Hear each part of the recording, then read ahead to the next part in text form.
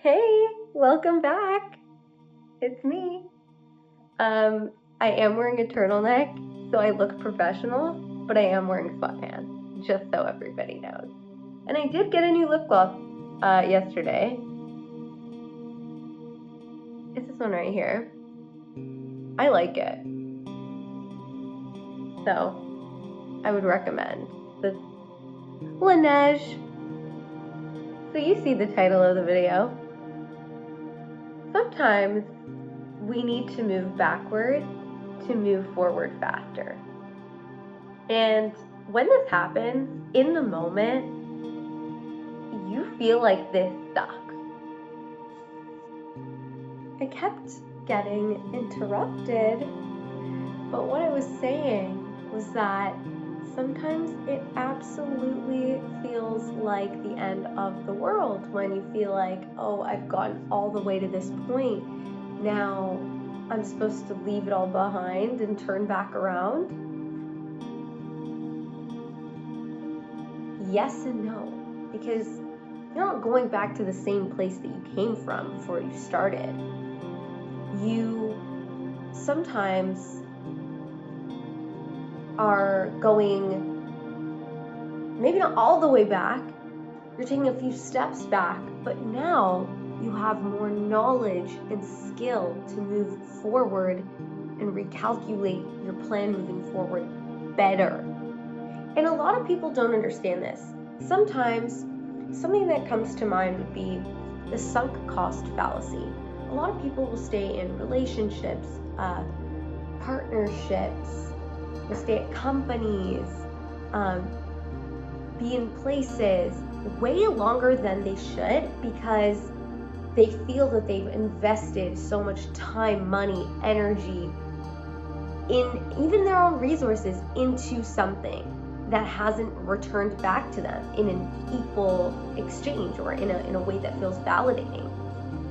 And they feel like they've put in all this time and energy and whatever into this thing, and after a certain point, they haven't seen results or haven't seen what they want to see. And this is different from putting in work and believing in yourself and a goal and not seeing results, and that's a bit different.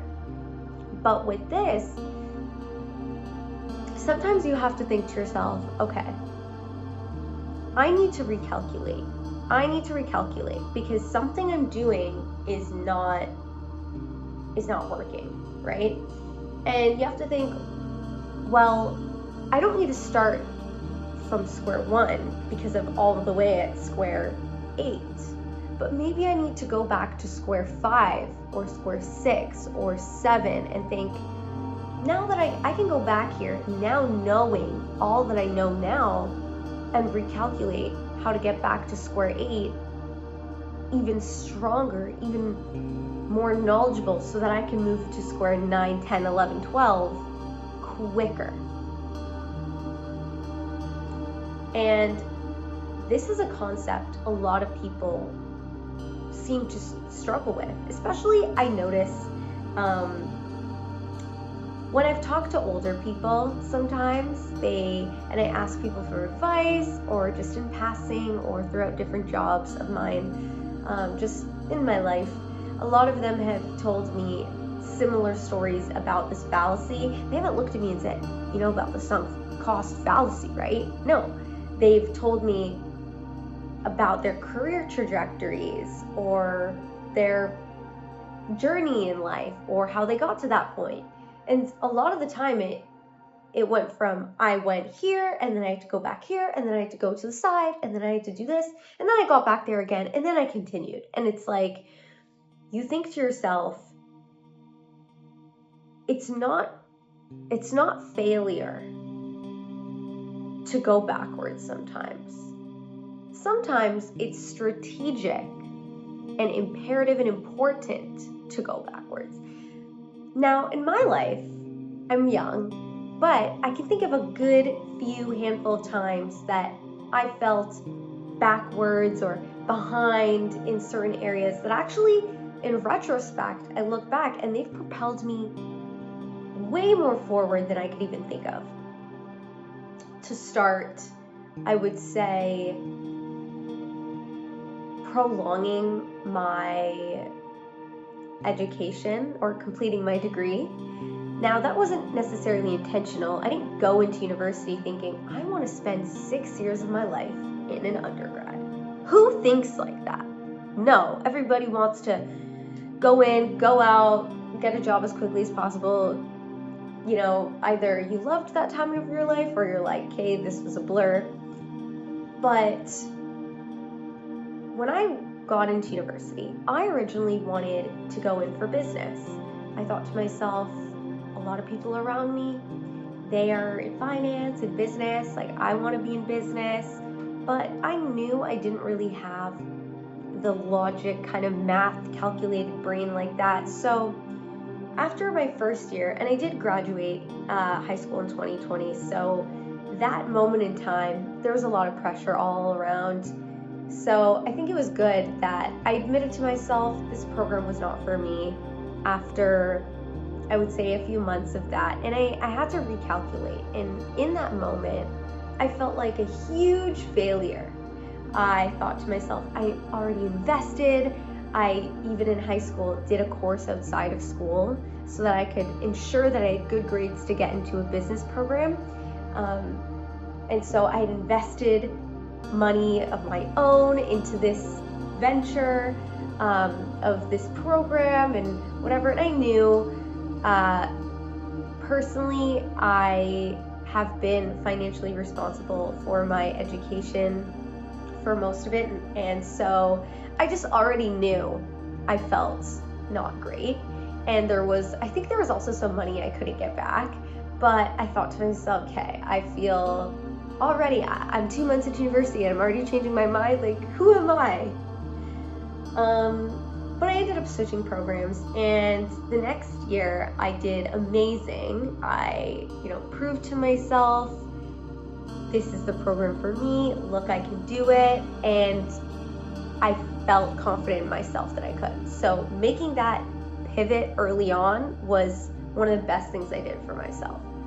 And in that program, just throughout working in school, I've, was not able to take full course loads because I had to financially support a lot of my education. So that didn't make me feel comfortable to be in school full-time or with a 5-course load a semester. So there would be some times I would take 3. Early on, when I was completing that business chunk of time, I did 2 one semester, I believe, or 2 or 3. I did 4. Most of them have been 4, but you see what I mean. So because of that, things have spilled over to different semesters, things have moved around, so it got dragged out. But what I didn't realize is that when everybody around my age was graduating, if I had graduated at that time that everyone else was, I would have graduated with no experience, no direction, no skills, or I guess, I don't want to say no skills, but no related to my field kind of skills. And I would have been even worse off looking back, because I would have been just endlessly on LinkedIn and Indeed, how to get what job can a communication role. But being in school a little bit longer, getting to know myself a little bit more, learning about different courses, meeting different people, and actually gaining experience because I'm still a student. See, that's one thing people don't, it bought me time. It bought me time to figure things out being in school longer, to where I could actually get some doors opened and try things and see what works and what doesn't. And that's where I learned, hey, I don't want to do this. I don't want to do this. This is not something I want to do. This is something I can move forward with. And I couldn't access certain internships and opportunities if I would not have been in school. I wouldn't have been able to. So looking back, it was one of the best things for me. And even when it comes to things not working out, starting this YouTube channel or really picking it up was because things didn't seem to fall into place. I needed somewhere to put this expression. Now my channel is my expression hub. And I'm sure a lot of people can relate to feeling that way. And it's so easy to feel that everybody has it and you don't, that everybody knows what they're doing. Nobody knows what they're doing, okay? Let me just tell you that. Nobody knows what they're doing. A lot of people have a sense of direction. A lot of people have their identities solidified, but in terms of, do I know what I'm doing at every moment of my life? I have everything set in stone. I'm at this career forever. I'm going to be this way forever. No, everybody is living for the very first time every single day. Nobody's ever been a human before. Nobody's ever been, when you turn 30, 40, even when I turned 23, I didn't turn 23 and think to myself, I know exactly what to do at 23. I've never been 23. And has anybody ever been in the exact position as you with the exact factors that have gone into your life? Maybe similar, but not the exact same. And so when it comes to making decisions about where to go from here and what to do and what path to take, the only person who can truly answer these questions is you. I attended an event last night. It's kind of a last minute side quest, but a very positive one in a way. And it was a woman in leadership event, and I was sitting next to a younger woman, and she was asking me, how do you know what you're doing is the right decision? Because it feels like the wrong decision, or everybody could be telling you that it's not right. How do you know that it is? And I just said, you don't. You just have to have this faith in yourself that everything is working out the way it's supposed to. You don't know if that risk you're taking is going to work out. You don't know if that thing that you've done is going to take off, or if that person or people you're meeting are going to even help you in any way. You don't know certainty. But what you can do by taking action, or at least even thinking to yourself, this could work. If it works, great. If it doesn't work, you're collecting data. Now you know, okay, this doesn't work. This isn't really seeming like it could help. Now I can change this approach. Anything that doesn't work is just data collection to help you make even more streamlined, better decisions for yourself.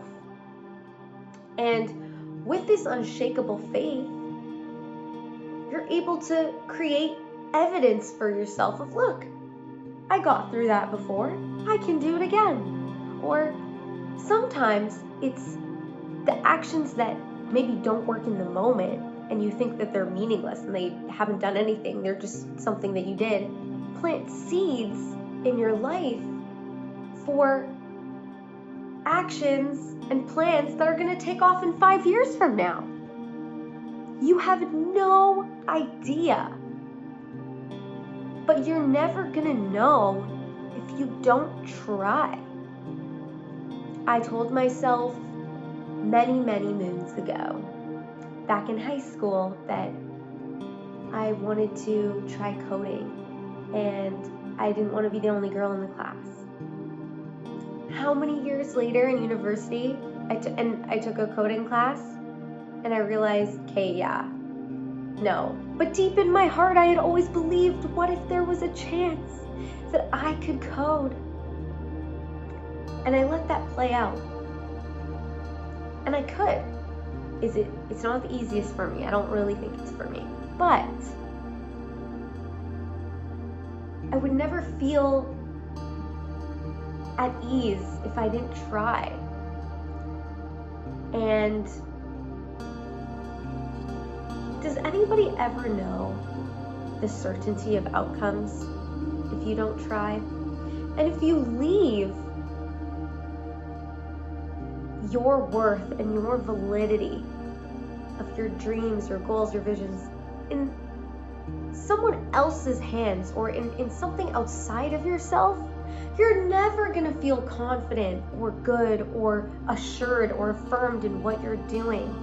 You're always going to feel like you're going to be waiting for someone else's approval or somebody else to validate you or for a number in your bank account to tell you that you're doing good.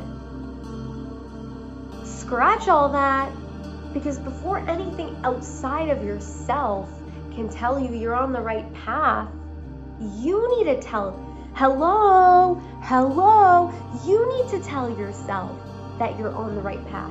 Even if you've experienced 10 things in a row that have not worked or have not gotten you closer to what you want to be doing, you need to tell yourself that you're on the right path and that all of these things that haven't worked is just data for yourself to make more efficient, streamlined, clear decisions and filter out better. You're watching this and you're probably in your early 20s. And if you're even younger than that, or even if you're 2 to 3 times older than me, I'm sure you understand what I'm saying.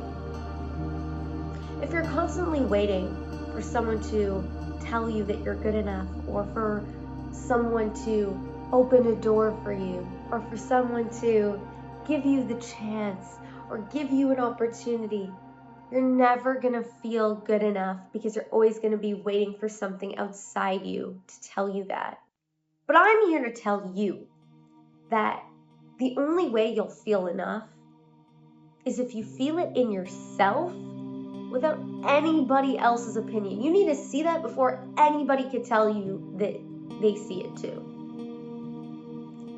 And in the moment when I've done certain things, I've had people tell me that I'm making a big mistake, or, why even do that? You're just gonna be even more behind. Think about this, think about that, consider all your options, but what about this, but what about that? Okay, their perspectives are just coming from the life that they've lived up till that point. And if you want a life, and if you have goals so big, so grand, nobody can understand it, then you're on your own path. Then you're doing what's meant for you.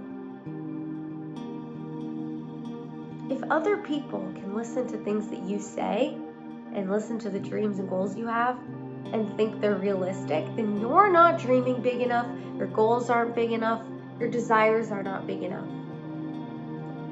Because to create a path and carve a path that only you can walk on, no one else is going to be able to understand. And I know that sounds super lonely, isolating, confusing, hard to hear, because there is no roadmap to that kind of success. To success that you create yourself, there's not going to be the map to get there.